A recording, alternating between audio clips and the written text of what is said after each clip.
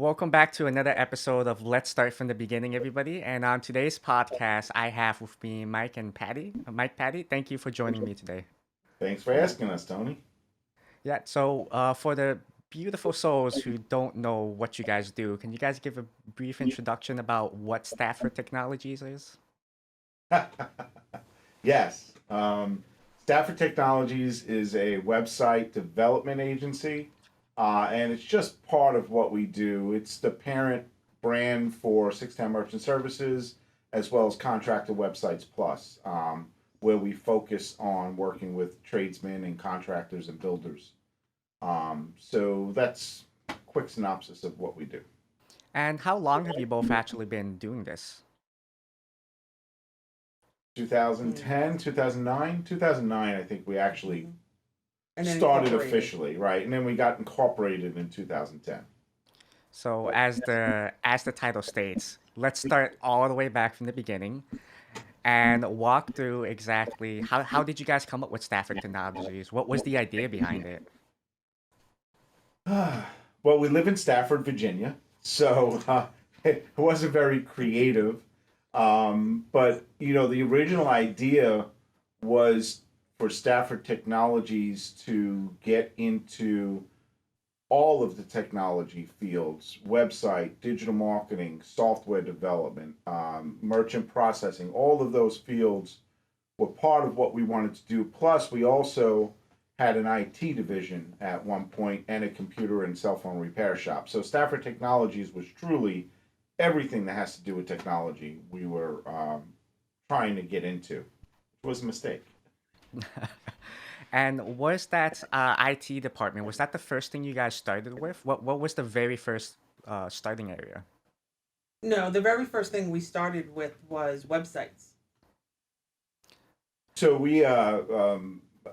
I left the construction industry in late 2007, and we needed to reinvent me. And we Patty was a stay-at-home mom. We had two younger children at that time, and so we had to reinvent what I was doing to earn an income. We had to replace those dollars. So, we fooled around a little bit with buying tax liens on properties. We did the whole network marketing thing where we bought into a couple of programs and we saw some monica of success, but it wasn't really driving or replacing the income that I was bringing in from the construction industry. So, I always had a love of coding. My first website that I was part of coding was back in 1995 with the College of Staten Island English Second Language program. And in fact, I think you could still find that website up. And it was basically tables. It was like two images. It was all written in tables. It was horrible. But that's where things really started back in 94, 95. So I kind of had a love for doing that kind of stuff. I really enjoyed it. So a guy across the street from me was a software developer, and he had created a couple of websites. So sat down with him, and he taught me how to use Adobe Dreamweaver and cutting up slices from Photoshop to create backgrounds. Oh my God, it was horrible. So we had a friend who was a plumber, and he said, "So can you do websites?" I was like, "Yeah, I can do websites." Isn't that how we all start, right? Yep. And I think we charged him like $500. It took us like 8 or 10 months, and it was horrible. But back then, it was beautiful, right? If you look back at it now, it's like, oh my God, this is so 1995, and it that's where we started. That's how Stafford Technologies got started. And how did that end up blooming into the store that you guys ended up running? Because I remember you guys talking about, and you actually mentioned a little bit too, having that repair shop. How did all of that segue and take off into that? And I guess, how did you leave that at that point? So it starts with anybody asking Michael, "Hey, do you know anything about?" And he's always going to say yes. And then we scramble to figure it out. So we actually had a customer slash friend of ours ask that he had said something that he had issues with his computer. Turned out it was a simple virus that Michael was able to take care of. But then he was like, "Oh, we can do this." So we rented a store, hired an IT guy who was just phenomenal. You know, he saw our vision and he was going along with us. And you know, at that point, it was fun because everybody was on the same page. But then when he left us, we were then scrambling for help. You know, so it was fun for a little while. You know, Yeah, it's just well, that's half the story. well, So actually, it's Richie's fault. Richie came and asked. We had opened our first office. We were in the back room oh of a right, staffing agency. oh We right, had a room about this size with two desks. No, it was bigger than this. We had two desks, and that's where we were operating out of. And Richie, who we did a website for, came in the door with his computer, and he says, "You know about technology, so can you yes, fix my computer?" So it's amazing how people correlate web and digital marketing with IT. And it's one of the problems in the industry because you get a lot of these medium-sized companies who say, "Oh, my IT department can create the website." Yes, the IT department knows how to dev a website, but the IT department doesn't know how to create a website. They don't know anything about design. They don't know anything about content. So it's kind of been a problem in this industry for a while. But anyway, the correlation between us doing websites and technology is what caused us to have all that pain. um, and you know, we lost Kevin, and then we found somebody else who was very good at what he did, and it was fine. And then we ended up hiring staff, and we had staff, we had insurance, we had taxes, we had rent. We moved into a bigger store. We did the construction. Everything was beautiful, and we were probably the top repair shop in the area. We were doing a lot of tickets every month, but every time one, you know, it's hard to get people to work, especially the younger crowd. It's hard to get them to show up on time. Is the problem really? And whenever somebody wouldn't show up or somebody was late, the repairs fell on me. And yes, I knew how to do some stuff, but I was not a tech. You know, I was not a certified tech. Uh, and then I ended up in the hospital for a little bit with pneumonia. And Patty found it impossible to get people to come in and cover the benches. So we really had a bad taste in our mouths from that point forward. And it turns out that they ended up doing construction on our main street, and that was our excuse. That was our, this is it. This is our gotta go. opportunity to get Yep. out because the tickets went down because nobody can turn into our complex, a whole big story. But we used that as our opportunity to get out because we just didn't want to get up and go anymore. People don't realize when you have a store, it's 8 a.m. until 8 p.m. every single day. There is no vacation, there's no break. The kids were eating dinner with us in the store because we had a pizzeria in the same place, and we would eat Vinny's pizza every night with the kids, you know, and they were doing homework in the store. It was just a horrible way to live. So we found our opportunity to get out. We sold the equipment. We sold the customer list to somebody who used to work for us. And we got out and we moved back home, and it was the best thing that we did. It really was. So during that time, while you guys were going through that transition, especially with you being in and out of the hospital, how how did you guys manage during that time period? Like what was the relationship like between the both of you, especially because you're not just co-workers at that point. You're doing everything from that 8 to 9 period. And of course with your family as well. How was the relationship with that for a while? I don't know. Does the word strained do it any Yeah, justice? yeah, right. Yeah. So here you'll get two different stories. You'll hear from Michael that everything was fine. You know, we had our ups and downs. Um, I was, She was looking up arsenic. yeah. That's where it was. How to kill my husband with and get away with it. That's There were days, yes, there were times that was absolutely went through my head. There were sleepless nights, um, but at the end of the day, it just comes down to the communication, whether it be him bang his head against the wall because I let so many things slide, or me banging my head on the wall and pounding the wall and kicking the wall and kicking the dog, and anything to get his attention to say, hey, we have too much on our plate. But, it all comes down to the communications we have.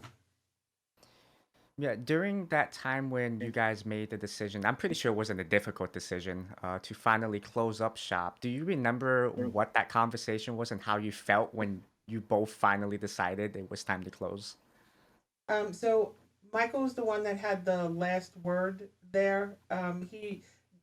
You didn't have to try to convince me. There was no sitting down and saying, okay, this is the direction we're going to go in, because I was already there. I was months ahead of him. I mean, having the headache of inventory and not getting people in the door. No, I'm sorry, not get customers to get our employees to work. I took it a little too personally, and then it just was not fun for me anymore. Like, just entering that building was not fun. I mean, just the whole demeanor and the atmosphere of the building when I walked in the door changed. Yep. Because I wasn't happy, and I made sure everybody knew that I wasn't happy, which it wasn't fair to Michael. It wasn't fair to the employees.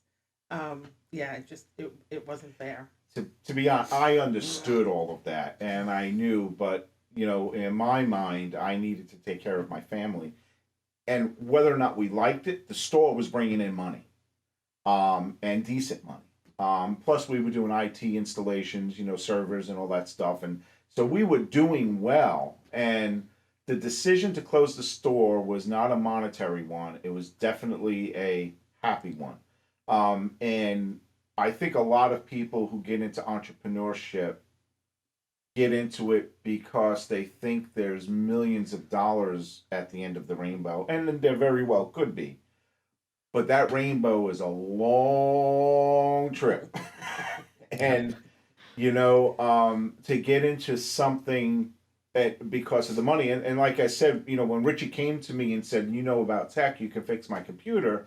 And I said, yeah. And it took me like 15 minutes and I charged him $40. I was like, cha-ching, we got something here. And that's how we ended up with this store, because I'm the visionary. I am, when it comes to vision and wanting to do things, the next thing, I'm probably 6 or 7 steps ahead of Patty. Patty's still trying to catch up with my idea from last year, and I've already moved on. I'm 6 or 7 ideas ahead.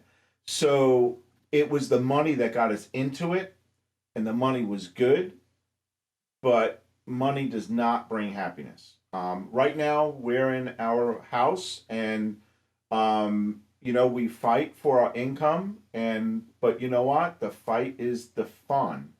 Um, just making money and not enjoying it is not fun. Yeah, definitely. And I think oftentimes a lot of people get those two things interchanged and confused quite often. Now, after you guys closed up your shop, what was that next step that led you into where you are now? Was there like a brief pause in work and you had to reassess yourself? Or was there a slow transition that just kind of just kicked on the way? No, we closed the store and handed over the keys to the landlord on a Friday, and we set up our workstation on Saturday, and it was business as usual for websites on Monday. No We pause. we uh we were in trouble at one point at the end as well, and we needed to find a mentor, and we would have given everything up, and I would have went back to work. I say that. I don't know if I actually could have, but I would have tried. But we needed a mentor and we found one. And shout out to Brent from You Gurus. If you're listening to this, Brent Weaver. You Gurus helped us a lot and helped us get on track with the web and the digital marketing. And because before that, we were doing web for anybody with a wallet and a heartbeat. And the problem with that is it's very difficult to create processes and to duplicate your work and to get things done efficiently. So what sounds like a good value or fee, you end up eating it up because you're learning different industries from new every single time. So, working with you gurus really helped us understand what we should be doing and giving us a path forward. So there was a transition. It wasn't, let's take 3 weeks or a month and figure out what we're going to do from here. It was more like we were still working, but we had an epiphany in the fact that we ended up knowing we needed a mentor. And I think that saved us from going under totally, for sure. Okay, so it sounds like then, so basically it's almost as if you guys essentially shut down a department of your business and just focused more on the primary department at that point. While you were running the store and having web development or web design run at the same time, how did you juggle between the storefronts and actually bringing in customers and managing websites? Want to go for it? No. That wasn't as hard as it may seem because we had techs. And that's why when people didn't show up, it became a problem. Because when somebody didn't show up, I had to go to the bench, and that meant I couldn't do my web work. So, the store actually, in a way, gave validity to who we were and what we did because the website business is filled with your mother's cousins, you know third cousin's son in his basement who could do a website. And so when you have a storefront, people kind of uh, think you as more viable, and it adds credibility to what you do. So having that storefront actually attracted web customers. You'd be surprised how many customers came in to get their cell phone fixed and ended up doing websites. There, that was a little bit of a hit because we were getting consistent customers for web through the store. But the juggling was that we had techs, so I could concentrate on the web without worrying about it, except when somebody didn't show up, and they always didn't show up at the most crucial times, right? Mm-hmm. um, That's typically so how it works. it just became a problem, and I think that's part of why I went sour as well on the IT stuff because I wanted that to run on its own. I wanted that to make us money without us having to really do the work, the production work. And as all business owners know, the production work, you are usually the bottleneck because you want everything to be perfect. And same thing with the IT. We didn't have to be in the production work. So we were hoping that would just make us money almost passive. And we just had to manage it, but it didn't work out that way. And leading into that as well, once you guys transitioned back home and started setting up shop again, what was how was the atmosphere? What changed at that point? Granted, you're both working from home at that point, but how did that make your relationship better, being married and both being co-workers working together? I'll take this. At this point, the kids were older, and I don't want to say they didn't need much babysitting, but they knew what needed to be done. So when they got home, it was homework, it was things around the house, it was taking care of the dog. They didn't need that constant. All right, it's time to sit down. That constant babysitting or monitoring. I mean, they knew what needed to be done. I did make it a point, though. Well, we both made it a point that dinner time is when we all came together. So computers are off. We're not answering cell phones. We are not answering the office phone. If we had to go back to work after dinner, that was fine. But the dinner table was a sacred place and a sacred time for us that kept it all together because at the end of the day, Michael and I will still ask each other, well, how did your day go? You know, um, it was just things like that that just kept it. When we didn't rush dinner times, I mean, sometimes our girls would have us sitting at the table for 2.5 hours.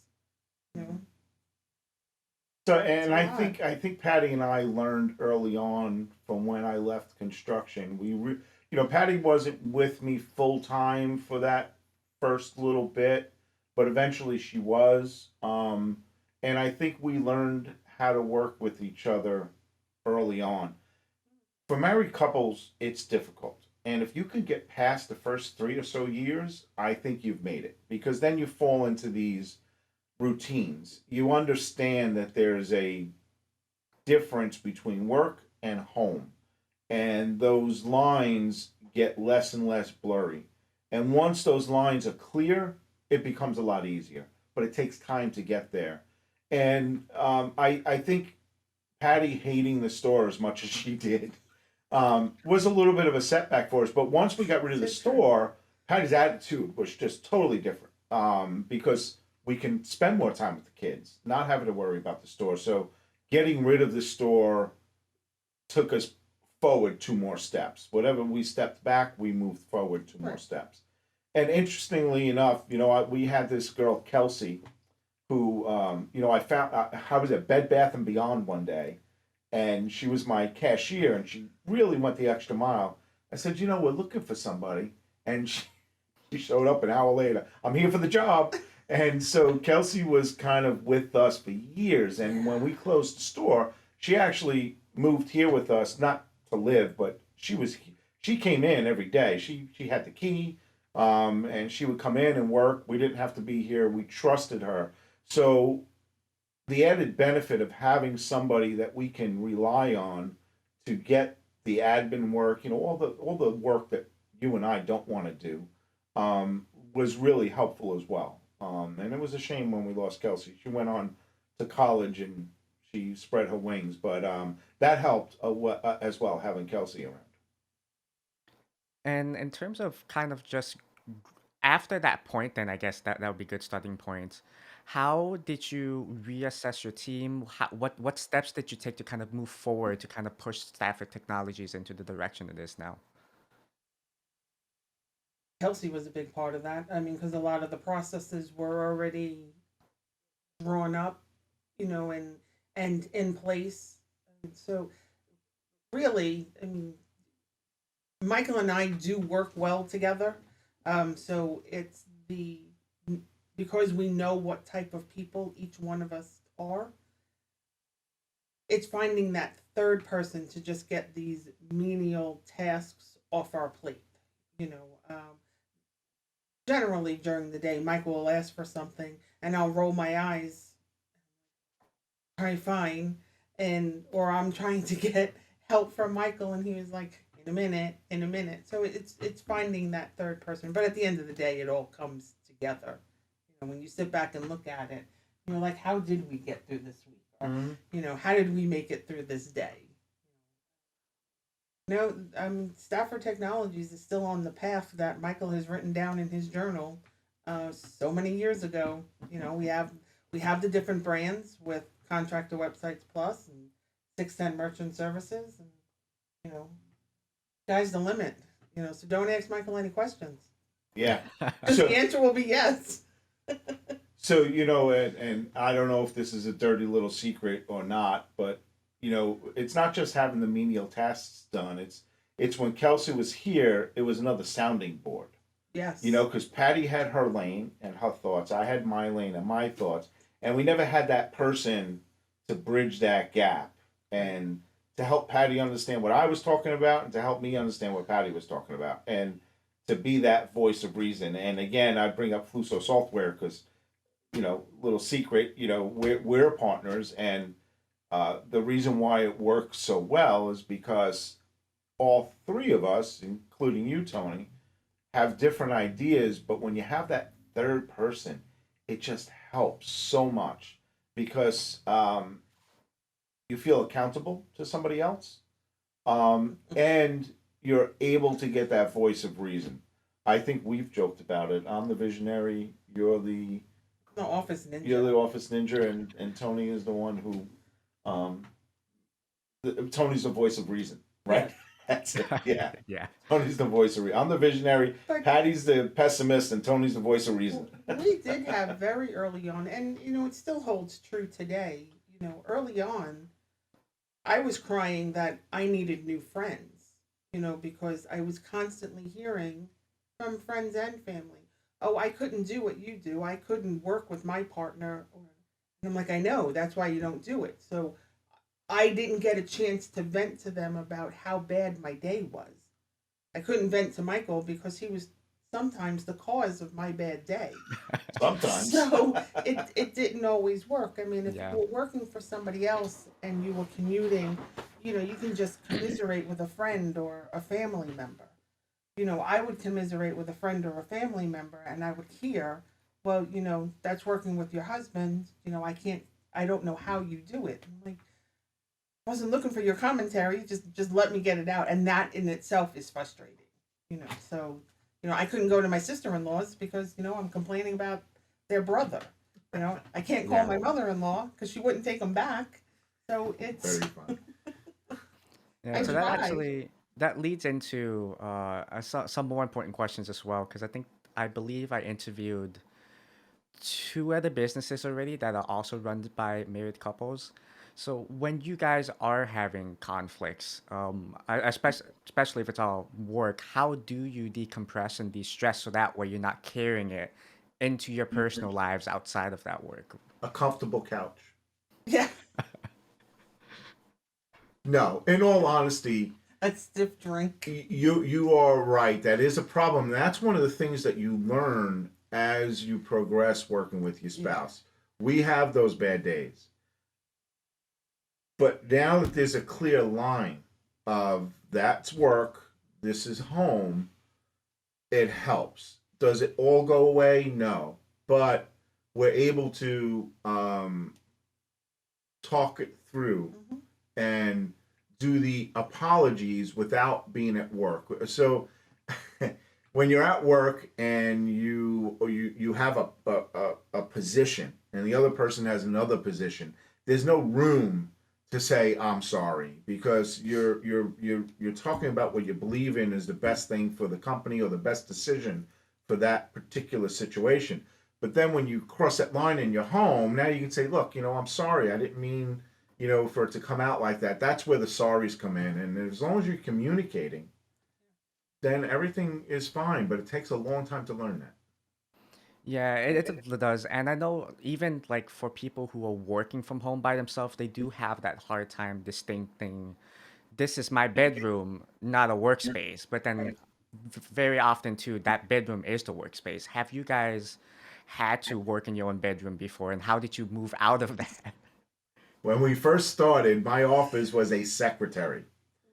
No, It had a fold. Oh, I don't know what I no, started. Oh no, no. that's It, right. We it was started downstairs in downstairs the in the living living room. room. It was Oh my downstairs God, in that's in the right. living room. So Oh, we're in a townhome.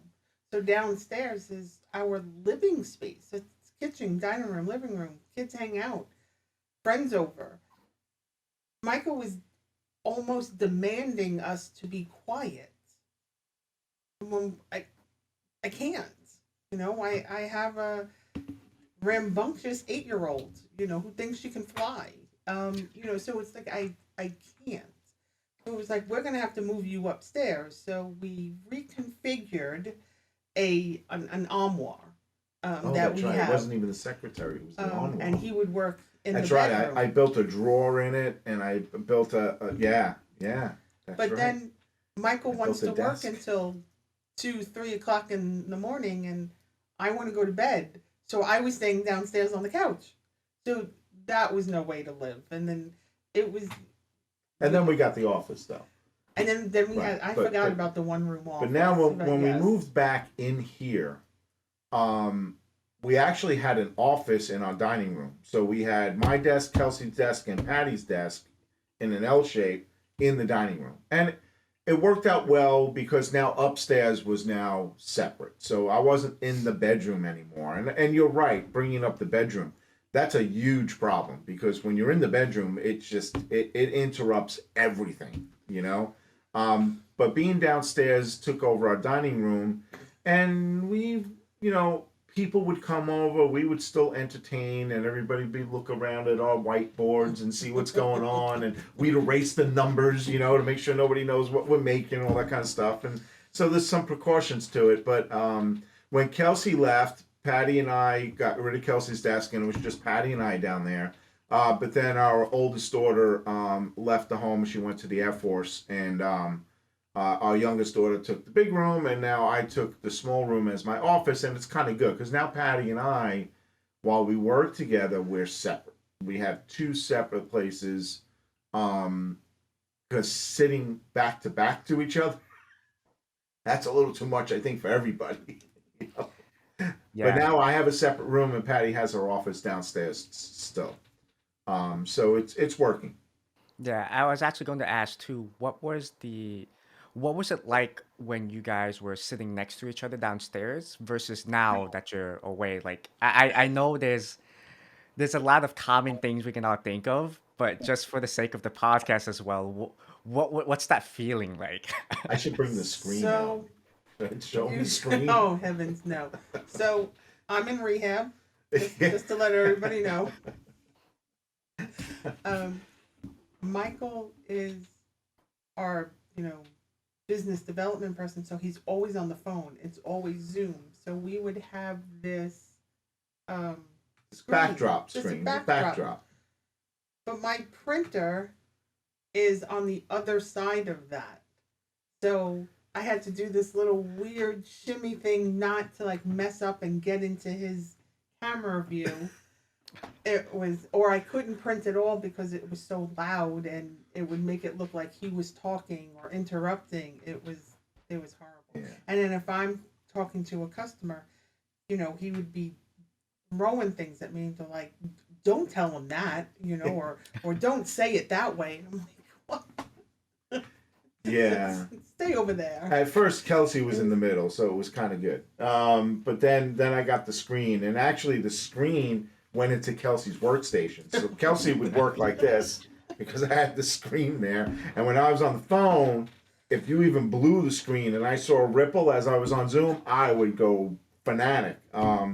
So everybody had to tiptoe around the screen. But the good news is, in the evening when I went back to work, I had the screen, and I could be in my. You know how it is because you code and you need to get into a zone. Hmm. And when I was behind the screen, I was in my office. I was in the zone, right? I didn't care about Patty and Kelsey. That was up to them. But I was in the zone. That's all that was important to me, right? So that screen lived in our living room for a couple of years. Yeah, it was a couple of years. Yeah. I still have it. I never threw it away in case I need it. You never know. That emergency rainy day where you have to get back into That's the right. zone. That's right. It's funny looking back to see, what we've done and how we survived it. Yeah, I mean, because there has not been a day that has been that bad that we couldn't get out of it. You know, um, and we've had financial issues, we've had tax issues, children issues, health issues. And we just do it. Still going. Still going, yeah. And you have to have that safe word. Oh, yeah, oh my goodness. You have to have that safe word. You know? You need to explain that. You can't leave it like that. So when. Yeah, no, that's true. Safe word doesn't really. No. Sorry, everybody. So, it's. We have this word that Patty and I use when we hear it. When the other person says it, that means the other person's going a little too far. Right. Okay, we're done. You hit the top, and so having that safe word during conversation is kind of helpful as well. Yeah, that safe word is okay, Patty. That's it. Right. Peaches, you're done. But you have to. So When we use it out in the public, that's what. yeah, so not only is communication key when working with anybody, it could be your spouse, other family member, a partner, whatever. But the humor at the end of the day for Michael and I believe is key. I have more of it than Michael does, but so when we say peaches, we can't just say peaches. We have to work it into the conversation that we're already in. Gets creative. It is creative, and nobody knows what we're talking about. And I know a few times And I can name a few people who have actually stepped away from us and scratched their heads. So, And and Patty brought up something really important: humor. That's the biggest thing, is to laugh. Patty and I have been married 27, working on 28 years. Yeah. We've been working together for over 13 of those 28 years. And none of this would be possible without being able to laugh at ourselves. Um, and yeah, that's a big thing, is humor. And that's what helps us come Decompress, home, yeah. not even come home at night. I shouldn't say that. We're already home. But leave work and decompress is that humor. Keeping it light. you you actually also said something very interesting about leaving work. So because you guys are in the position of working from home, what exactly is your definition of leaving work and how do you leave work? I think it's a time. It's not a place. It's a time and a mindset. It's okay. It's 4:30. I need to go down, start cooking. I'm done. I'm done. And Patty's still sitting there working sometimes, and I'm cooking, and she's asking me work stuff, and I'm like, I'm done. Because and it's harder for Patty because she's still down in that environment, whereas Hmm. I'm not. I leave this room, I'm off. And I think we've both learned to be able to turn that switch. Um, and so it's more of a mindset, not a time or a Yeah. And place. well, for Michael, it's always been turning the switch. My focus is my family will always come first, whether I worked for somebody else or I worked for myself. My biggest thing was always family time. We have to have that, otherwise we have nothing. So, Michael and I aren't always on the same page. When it came to the girls, of course we were. But for us, like he'll just turn it off, or after dinner he'll come back up, or on a Saturday he'll work, and I'm like, no, it's you know, it's family time. It's like when is it us? So he really has to work on. Okay, I'm gonna sit and hang out with Patty or do something with Patty for a little while, and then he uses that as the springboard, saying, okay, I'm just gonna finish these few things. I'll be down in a minute. I don't do that all the time. You make it sound like I No. work. I used to work. I like everybody else. I was a workaholic. I would work the moment I woke up until the moment I went to bed, and I don't do that anymore. And I everything's a do fire. I do go downstairs around 4:30 unless this appointment or something else going on, and I start cooking, and I'm done. The intention is always when we're done, I'm gonna go upstairs and do a couple of things so tomorrow's a little bit easier, but that never happens. I shouldn't say never. A couple of nights I'll come up here and do some stuff, but I start early. I know you're a night person, Tony, so you work until 3 a.m. So I'm up here working. By 6:30 a.m. I'm here working. So 4:30, that's a 10-hour day. Yeah. It's a long day. So I still put in some long hours, not as much as I used to. I'm going to be 58 this year, so I'm slowing down a little bit. But I am able to turn it off it's once I start cooking, or when I go to the store to buy the food to cook. That's my decompression, is going to the store and cooking, and then after dinner, it's off. I'm done. It's a little harder for Patty still because she's still downstairs. Yeah, that's definitely an interesting approach to having it turned off. To the moment that food starts cooking, it's an interesting concept in itself too, because it's like at that point you're gonna end the day in a full belly. Yeah. Yeah, yeah, and everybody has their own decompression mechanisms. Yep. Patty likes to sit down with a cup of tea and watch some mindless TV. No, we're talking I mindless. I like to go to the store to buy food and to just think about what I'm going to cook, to stop thinking about work, to start Hmm. thinking. And my way of thinking of the family is cooking. I cook for the family. That's my way of providing. And so that store trip is my total decompression. I can spend hours just walking around the aisles aimlessly because I'm decompressing. But both of us have our own decompression mechanisms, and as long as we allow each other to take those decompressions, then we're good. It's on Saturday mornings when I tell Patty, "Come on, it's 8 a.m. Why aren't you up and out and ready yet?" And Patty's like, "No, I'm still on my second cup of coffee or tea." Yeah, that's the thing. Don't talk to me until I finish my cup. That's You right. see, I'm not like that. I get out of bed 5:30, take a shower, and I'm ready. I'm ready to go. And I sit here sometimes on Saturdays waiting, and then it's 10:30, and it's like, "Honey, you going up?" And she's like, "Yeah, leave me alone." Okay. You're bothering me. Yeah, right. You're bothering me. So, looking back at everything that you guys have done, what would have been the one thing you would have done differently if you had the chance to redo everything? I write in my journal every day. Um, and on the bottom of my journal, um, on every single page, is I don't regret anything that I've done. Um, I'm here because of all the things that I've done. I don't know if I would have changed anything. I don't know. I don't know. I think it would have been a different path. That's all. Because if you change something, things are different. And we may not have such a healthy relationship if we did something differently. So that's how I think about it. I, you know, I don't know if I would have changed anything. I really don't. So Patty, on the other hand. I don't live in the world of regret either. I agree with Michael 100% that um, I am who I am for everything that I've done in the past and the people that I have met. But The real estate book. if we That we would really have done differently. Oh yeah, we owned the real estate book, 2 franchises too, while we had the store and a web design company. Hmm.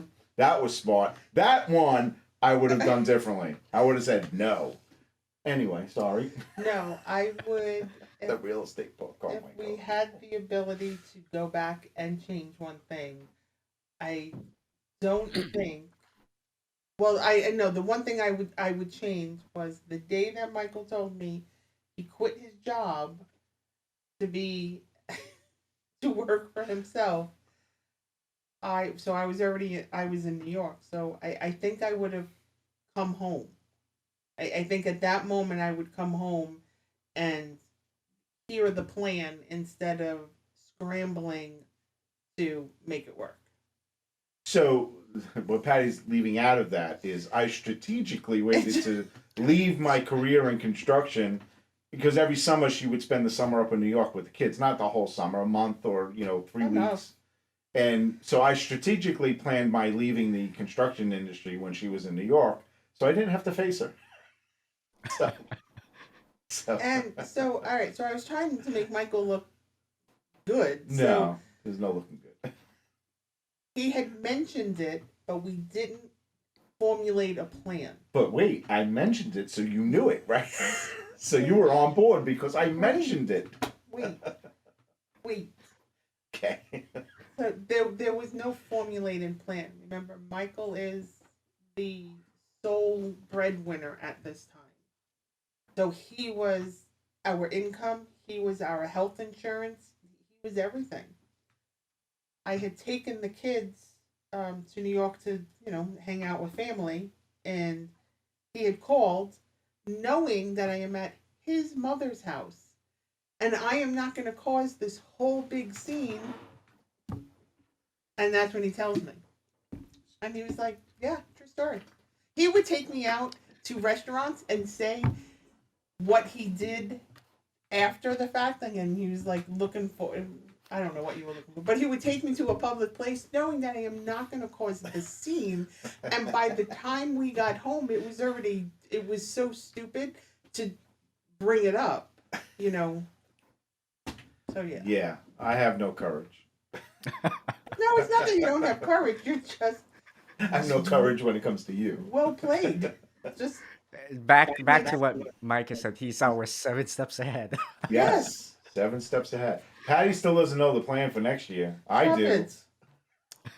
But Tony, when he mentioned that he wanted to quit his job, I'm fine. I'm not going to force somebody to stay in a job that you're not happy in, because that nonsense only comes home. And we have Mm-hmm. young children, and family is so big with me. But we had a young daredevil.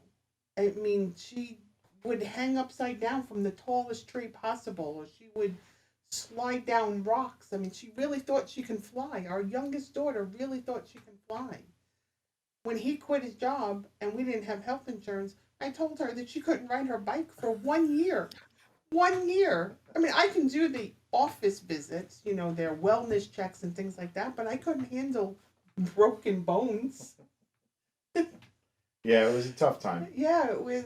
Yeah, But again, I wouldn't have done that differently because the I would have come conversation. home, stuck an anvil on your head. I would have dropped something on your See? head and said no. But if you did, we wouldn't be here right now talking with Tony on this I podcast. don't know. You see? Maybe not. No regrets. I wouldn't change anything except the real estate book.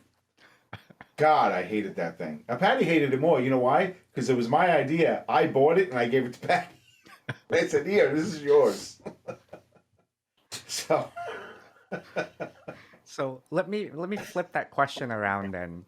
If you've had a chance to give yourself advice, not necessarily change anything, but to give yourself one piece of advice to help start all of this, what would that advice be? Mm, get a mentor wow. sooner than later. Yes. Get a Yes. mentor. Absolutely. Stop. It's great to do it on your own and learning your craft on your own. I think there's immense value in that. But learning business on your own, there's no value in that at all. None. If you can get a head up or a leg up by having a mentor help you avoid the pitfalls of business, tax bills. Before you go into business, do you understand tax bills? No, you don't understand it. So it becomes this thing that you're like, yeah, taxes. Yeah, I know we got to pay them. Don't know what we got to pay. I know we got to pay them eventually. And then 3 years later, you haven't paid taxes, right? Because you don't know any better. So those kinds of pitfalls, I would say learn your craft on your own. I'm all for that. But when it comes to mentorship for you to learn how to run a business, I think you definitely should do that. That would be my advice. You agree with that? I do. See, we're in agreement. We're going out tonight. So that brings us now to the end of the podcast. And typically, what I like doing is I like giving the people I'm interviewing a chance to talk a little bit more about anything that they're working on, advertise for their business, or even preach for something that they really believe in. So, what would be your last words to the audience? 10 year anniversary. That's right. Yes. So my branch of Stafford Technologies, whole 610 Merchant Services, we're celebrating 10 years, and that is all me. I am taking full credit. Well, you should, because I did, we started 610 Merchant Services because we did some e commerce sites and we couldn't stand paying PayPal and all those people. So we actually started offering credit card processing. So we can do our own e commerce stuff and small funding for businesses. So if anybody out there is having trouble with e commerce and needs a solution, call Patty, and we can take care of that. Yep, and I'll have all of the relevant links to both Stafford Technologies and 610 in the description for everything as well. Yeah, well, thank you. Otherwise, thank you both for your time today. Thank you, Tony. That was Thank a you, lot of Tony. fun. Patty, did you have fun? I did have Seeing fun. you didn't want to be on I camera. don't want to be on camera. And she had fun. Thank you so much, Tony. We appreciate it.